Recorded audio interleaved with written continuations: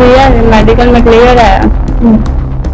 Medical में क्या clear आया कि इसी शख्स ने आपके साथ ज्यादती की है? इसने हो गया मेडिकल जी उसमें आया कि आपने जबरदस्ती की है? हाँ सर, आपको कैसे पता कि नहीं? मुझे पता मैंने किया ही नहीं। ਜਦੋਂ ਉੱਠੇ ਸੀ ਉਦੋਂ ਤੁਹਾਡੀ ਬੇਟੀ ਦੇ ਨਾਲ ਇਹ ਸਾਰਾ ਕੁਝ ਕਰ ਚੁੱਕਿਆ ਸੀ?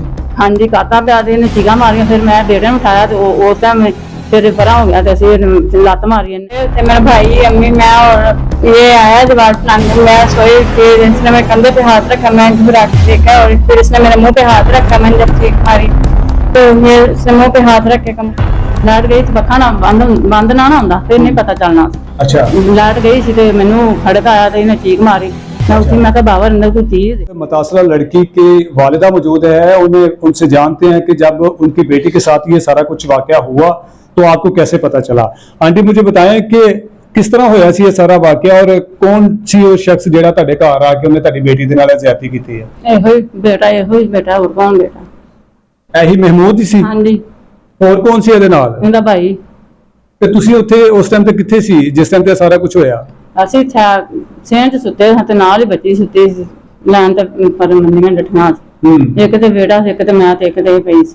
ਤੇ ਤੁਹਾਨੂੰ ਪਤਾ ਨਹੀਂ ਚੱਲਿਆ ਕਿ ਸਾਡੇ ਘਰ ਕੋਈ ਗੈਰ ਮਹਿਰਮ ਸ਼ਖਸ ਆ ਗਿਆ?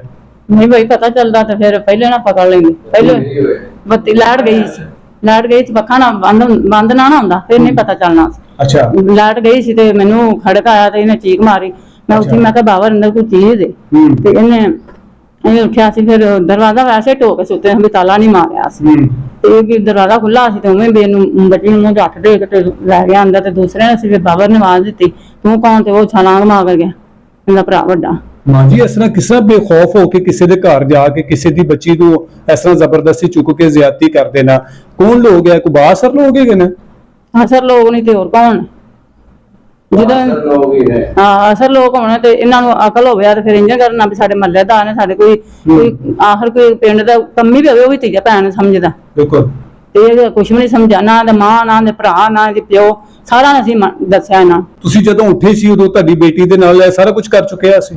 ਹਾਂਜੀ ਕਾਤਾ ਪਿਆ ਦੇ ਨੇ ਚੀਗਾ ਮਾਰੀਆਂ, ਫਿਰ ਮੈਂ ਬੇਟੇ ਨੂੰ ਉਠਾਇਆ ਤੇ ਉਸ ਟਾਈਮ ਫਿਰ ਪਰਾਂ ਹੋ ਗਿਆ ਤੇ ਅਸੀਂ ਲੱਤ ਮਾਰੀ ਇਹਨੇ ਤੇ ਫਿਰ ਅਸੀਂ ਫੜ ਲਿਆ ਤੇ ਦੂਸਰਾ ਜਦੋਂ ਬਾਅਦ ਦਿੱਤੀ ਉਹ ਪਕੜ ਗਿਆ। ਫਿਰ ਇਹਨੇ ਗੰਨ ਵਿਖਾਈ ਤੇ ਇਹ ਵੀ ਫਿਰ ਛੋੜ ਗਿਆ ਸਾਡੇ ਕੋਲ ਛਲਾਂਗ ਮਾਰ ਕੇ। ਤੇ ਪੁਲਿਸ ਨੇ ਇਹਨੂੰ ਕਿਸ ਤਰ੍ਹਾਂ ਫੜਿਆ ਸੀ? ਕਿੱਥੋਂ ਫੜਿਆ ਸੀ? ਪੁਲਿਸ ਨੇ ਫੜਿਆ ਸੀ। ਤੁਹਾਡੇ ਘਰੋਂ ਹੀ ਫੜਿਆ ਸੀ? ਹਾਂਜੀ, ਕਿੰਨੇ ਕਾਲ ਕੀਤੀ ਸੀ ਪੁਲਿਸ ਨੂੰ? ਮੇਰੇ ਭਾਈ ਨੇ, ਮਾਮੂ। ਅੱਛਾ, ਤੁਹਾਡੇ ਭਰਾ ਨੇ ਕਾਲ ਕੀਤੀ ਸੀ? ਉਹ ਪਾਣੀ ਲਾ ਕੇ ਨਾ ਸਾਡੇ ਦਰਵਾਜ਼ੇ ਅੱਗੇ ਲੰਘ ਲੈਣਾ। ਅੱਛਾ, ਇਹ ਵੀ ਇਹਨਾਂ ਦੀ ਪਹਿਲੀ ਇੱਧਰ ਇਹ ਵੀ ਦਰਵਾਜ਼ੇ ਅੱਗੇ ਲੰਘ, ਉਹ ਪਾਣੀ ਲਾ ਕੇ ਲੰਘਦੇ ਪਏ, ਛੋੜ ਪਿਆ ਤੇ ਮੇਰੇ ਭਾਈ ਫਿਰ ਆ ਗਏ। ਦੋ ਇਕੱਠੇ ਪਾਣੀ ਲਾ ਗਏ, ਇੱਕ ਪਹਿਲੇ ਆ ਗਿਆ ਤੇ ਇੱਕ ਬਾਅਦ ਤੋਂ ਪਾਣੀ ਬੰਦ ਕਰ ਗਿਆ। ਅੱਛਾ, ਹੁਣ ਤੁਹਾਨੂੰ ਕੀ ਕਹਿੰਦੇ ਹੈਗੇ ਨੇ ਕਿ ਜੀ ਮਾਫੀ ਦੇ ਦਿਓ, ਗਲਤੀ ਹੋ ਗਈ ਹੈ? ਹਾਂ ਕਹਿੰਦੇ ਚਲੋ ਜੋ ਕੁਝ ਵੀ ਹੋ ਗਿਆ ਤੇ ਗਲਤੀ ਦੀ ਮਾਫੀ ਦੇ ਦਿਓ। ਅੱਛਾ, ਭਾਵੇਂ ਮੁੰਡੇ ਨੇ ਗਲਤੀ ਕਰ ਲਈ ਤੇ ਮਾਫੀ ਦੇ ਦਿਓ, ਅਸੀਂ ਨਹੀਂ ਮਾਫੀ ਦੇਣੀ। ਠੀਕ ਹੈ। ਤੁਸੀਂ ਵੀ ਮੀਰ ਸਮਝ ਕੇ ਕਿ ਅਸੀਂ ਸਾਨੂੰ ਗਰੀਬ ਸਮਝ ਗਏ ਤੇ ਤੁਹਾਨੂੰ ਅਸੀਂ ਕਿੰਨੀ ਵਾਰੀ ਮਨਾ ਕੀਤਾ। ਉਦੋਂ 15 ਦਿਨ ਪਹਿਲਾਂ ਮੇਰੇ ਬੰਦੇ ਨੇ ਇਹਦੀ ਮਾਂ ਨੂੰ ਘਰ ਸੱਦ ਕੇ ਲਿਆਂਦਾ। ਅੱਛਾ, ਵੀ ਬਾਜੀ ਆਪਦੀ ਨਾ ਪੁੱਤਰ ਨੂੰ ਸਮਝਾ ਲਾ, ਤੰਗ ਕਰਦਾ ਹੀ। ਤੇ ਮੈਂ ਜੇ ਪੁੱਤਰ ਨੂੰ ਆਣੀ ਆ ਮੈਂ ਆਵਾਜ਼ ਨਹੀਂ ਆਉਂਦਾ, ਮੈਂ ਆਦੇ ਬੰਦੇ ਨੂੰ ਦੱਸ ਦਿਓ ਖੜ ਦਿਮਾਗ ਮਾਰੇ ਦਾ। ਤੇ ਮੈਂ ਆਖਿਆ ਸੀ ਕੰਜਰ ਲੋਕ ਬੈਠੇ ਨੇ ਤੇ ਤੇਰੇ ਪੁੱਤਰ ਨੂੰ ਮਾਰੇ, ਉਹ ਮਾਰੇ ਦਾ ਤੇ ਆਪੇ ਹਟ ਜਾਏਗਾ। ਹੁਣ ਤੁਸੀਂ ਕੀ ਚਾਹੁੰਦੇ ਹੋ? ਕੀ ਸਜ਼ਾ ਹੋਣੀ ਚਾਹੀਦੀ ਹੈ? ਅਸੀਂ ਸਜ਼ਾ ਲੈਣੀ, ਸਾਡਾ ਨਿਆਂ ਸਾਨੂੰ ਚਾਹੀਦਾ। ਅਸੀਂ ਇਹ ਮਾਫੀ ਨਹੀਂ ਦੇਣੀ। ਤੁਸੀਂ ਇਹਨੂੰ ਸਜ਼ਾ ਦਿਲਵਾਣੀ ਹੈ? ਹਾਂਜੀ, ਪਰ ਇਹੋ ਜਿਹੀ ਨੂੰ ਹੋਣੀ ਵੀ ਚਾਹੀਦੀ ਹੈ ਸਜ਼ਾ।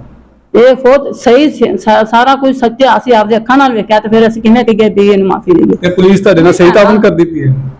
ਸਾਡੇ ਨਾਲ ਤਾਂ ਅੱਜ ਹੀ ਫੋਨ ਉਹਨਾਂ ਕੀਤਾ, ਸਾਡਾ ਉਹਨਾਂ ਨੇ ਫੋਨ ਹੀ ਨਹੀਂ ਚੁੱਕਿਆ। ਕੀ ਇਹਦਾ ਨਾਮ ਤਸ਼ਵੀਸ਼ੀ ਨੇ। ਅੱਛਾ, ਤੇ ਇਹਨਾਂ ਦੀ ਸਾਰੀ ਗੱਲਬਾਤ ਸੁਣਦਾ ਰਿਹਾ। ਫਿਰ ਇਹੋ ਹੀ ਕੀ ਚਾਹੋਗੇ? ਬੜੇ ਅਫਸਰਾਨ ਤੁਹਾਨੂੰ ਵੇਖਦੇ ਪਏ ਨੇ, ਕੀ ਮੁਤਾਲਬਾ ਕਰੋਗੇ, ਕੀ ਅਪੀਲ ਕਰੋਗੇ? ਤੁਹਾਨੂੰ ਇਨਸਾਫ ਚਾਹੀਦਾ ਹੈ? ਹਾਂ, ਅਸੀਂ ਇਨਸਾਫ ਲੈਣਾ। ਬੱਚੀ ਦੇ ਨਾਲ ਜ਼ਿਆਦਤੀ ਹੋਈ ਹੈ? ਹਾਂਜੀ, ਬਿਲਕੁਲ ਠੀਕ ਠਾਕ, ਕੋਈ ਗਲਤੀ ਨਹੀਂ, ਕੋਈ ਝੂਠ नहीं, ना झूठ मारने के लायक दे, झूठ मारने जम्मे ना ही असी मारना। जी बिल्कुल नाज़रीन, आपने मुतासरा लड़की की वालदा का भी मौक़िफ़ जाना कि किस तरह से वो शख्स इनके घर में दाखिल होते हैं और फिर उसके बाद एक मासूम लड़की को जिसकी तकरीबन उम्र 16 से 17 साल है और उसको ज़बरदस्ती ज़्यादती का निशाना बनाते हैं। मेडिकल रिपोर्ट भी आ चुकी है और उसमें ये बताया जा रहा है इनके मुताबिक कि जी उस मेडिकल रिपोर्ट में ये साबित हुआ है कि जी इस लड़की के साथ ज़बरदस्ती हुई है। DNA रिपोर्ट में तो कुछ वक्त लगेगा कि उसके बाद क्या सामने आता है कि क्या वाकई इस मुलजम ने इस लड़की के साथ ज्यादती की है या फिर कुछ इनका कोई जाति को रंजिश का कोई मामला है जिस वजह पर इन्होंने ये इस तरह का कोई मुकदमा उठाया। लेकिन अगर इस लड़की के साथ ज्यादती हुई है तो इस मुलजम के खिलाफ सख्त से सख्त कार्रवाई होनी चाहिए ताकि आइंदा कोई शख्स ऐसा जुर्म करने से पहले 1000 बार सोचे। इसी के साथ इजाजत चाहूंगा। अल्लाह ने के बाद।